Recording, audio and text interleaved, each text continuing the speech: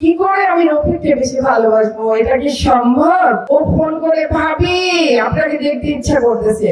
নজরুল, আমি কাঁদলে ও কাঁদে, আমি হাসলে ও হাসে। বাড়িতে থাকতে বলেন, কে নাই যে মার খায় নাই।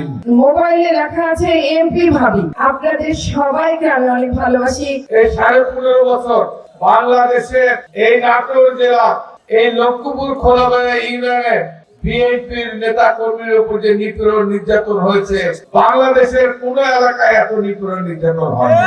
প্রিয় ভাই ও বোনেরা, আপনাদের সাথে আমার পথ চলা শুরু হয়েছে 2008 সালের নির্বাচনের সময়ে।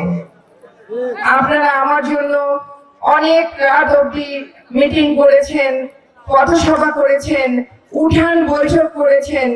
আমার স্বামী রুহুল কুদ্দুস তালুকদার দুলু জেলে ছিলেন, কিন্তু আপনাদের আমার প্রতি আন্তরিকতার কোনো অভাব ছিল না। প্রিয় ভাই ও বোনেরা, আমি আপনাদের কাছে কৃতজ্ঞ। আমি আপনাদের জন্য আমার দোয়া সম্মান রইল।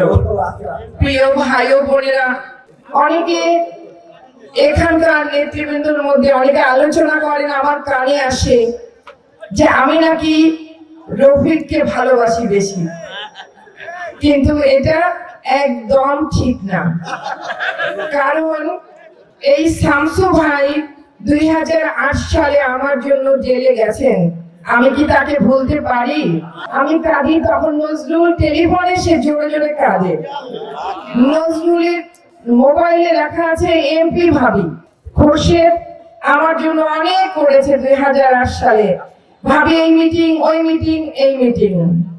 তারপর শাহিন মরে গেল, তারপর হান্নান পাগলা, ও ফোন করে ভাবি আপনাকে দেখতে ইচ্ছা করতেছে। রেজাউল আমার জন্য পাগল। রেজাউল, আমি কি করে আমি রফিককে বেশি ভালোবাসবো? এটা কি সম্ভব? আপনাদের সবাইকে আমি অনেক ভালোবাসি। কে আপনাকে ধাক্কা দিল, কে আপনাকে মারলো, কে আপনাকে খারাপ ব্যবহার করলো, আপনাদের কিচ্ছু আসে যায় না। রুহুল কুদ্দুস তালুকদার দুলু এবং তার স্ত্রী, তার পরিবার আপনার সাথে খারাপ ব্যবহার করলো কিনা, এটা আপনারা ভোটের সময় ঠিকভাবে বুঝে দিবেন।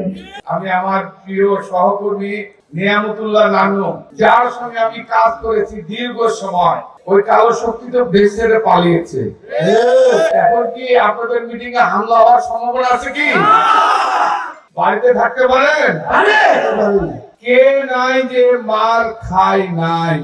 এই যে অরাজকতা এই আপনাদের এই ইউনিয়নে হচ্ছে, এই নাটোর থানা, এই যে 7 ইউনিয়নে যে এত আওয়ামী লীগ, ওখানেও এত অত্যাচার হয়নি যেটা এই লক্ষ্মীপুর খোলাবাড়ি ইউনিয়নে।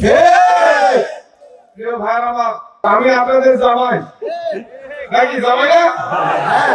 জামাই হিসেবে আমি আপনাদের বলতে চাই, যারা বিগত দিনে এই এলাকার সন্ত্রাস করেছে, আমার দলের কর্মীদের উপর আক্রমণ করেছে, একজন কর্মী, আজকে অসংখ্য কর্মী আজকে পঙ্গুত্ব হয়ে গেছে। আমি আপনাদের বলে গেলাম, আল্লাহ যদি আমাকে বাঁচিয়ে রাখে, প্রত্যেকটা ঘটনার বিচার আমি নাটোরের মাটিতে। আমাদের নেতা শহীদ জিয়াউর রহমান, আমাদের নেতা তারেক রহমান, তার পরিবার বাংলাদেশের স্বাধীনতা, বাংলাদেশের সার্বভৌমত্ব, বাংলাদেশের গণতন্ত্র রক্ষার জন্য এদেশের মানুষের 18 কোটি মানুষের সাথে আছে।